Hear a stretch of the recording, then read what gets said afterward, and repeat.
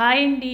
కాబోలు శనగలు కర్రీ చేశాను. చపాతీకి కానీ పూరీకి కానీ రైస్కి కానీ చాలా బాగుంటుంది. టేస్ట్కి కూడా ఉంటుంది. సింపుల్గా ఎలా చేశాను చూపిస్తాను. ఓవర్ నైట్ నానబెట్టిన కాబోలు శనగలు 2 బంగాళదుంపలు 6 విజిల్లు వచ్చేదాకా ఉడికించుకోవాలి. కళాయిలో ఆయిల్ వేసుకొని 2 బిర్యానీ దినుసులు, కచ్చాబిచ్చా పేస్ట్ చేసే ఉల్లిపాయ ముద్ద, అల్లం వెల్లుల్లి పేస్ట్ పచ్చివాసన పోయేదాకా ఫ్రై చేసుకోవాలి.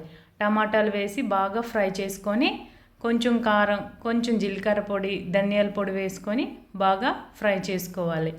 ఉడికించిన కాబోలు శనగలు 50% చూడండి ఉడికాయి. అవి కూడా వేసుకొని బాగా కలుపుకోవాలి.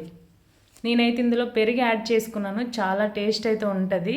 నచ్చితే ఒకసారి ట్రై చేయండి. కట్ చేసుకున్న బంగాళదుంపలు కూడా వేసుకొని ఒక ఉడికించుకోవాలి. దించే ముందు కొంచెం కొత్తిమీర వేసుకొని ఎంతో టేస్టీ అయిన కర్రీ అయితే రెడీ. నచ్చితే లైక్ చేసి ఫాలో చేయడం మర్చిపోకండి.